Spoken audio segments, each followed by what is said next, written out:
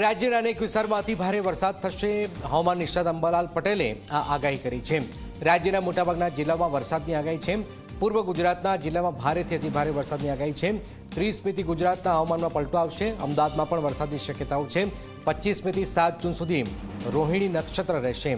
રોહિણી નક્ષત્રના ત્રીજા અને ચોથા ગાળામાં વરસાદ થાય તો ચોમાસું સારું રહેશે. તારીખ 30થી 31 ગુજરાતના હવામાનમાં મોટો પલટો આવશે અને તારીખ 3 જૂન સુધીમાં લગભગ ચોમાસાના માહોલ થાય એવો વરસાદ થવાની શક્યતા રહે છે.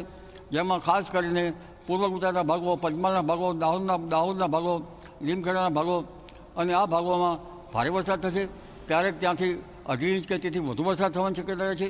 આ ઉપરાંત વડોદરાના ભાગોમાં પણ 1 ઇંચ કે તેથી વધુ વરસાદ થવાની શક્યતા રહે છે. વડોદરા, આણંદ અને અમદાવાદના ભાગોમાં વરસાદ થવાની શક્યતા રહે છે. ઉપરાંત ઉત્તર ગુજરાતના ભાગોમાં કંઈક વરસાદ થવાની શક્યતા રહે છે.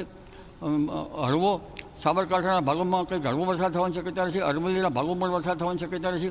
લગભગ મોટા ભાગે ગુજરાતના ભાગોમાં હવામાનનો પલટો આવશે.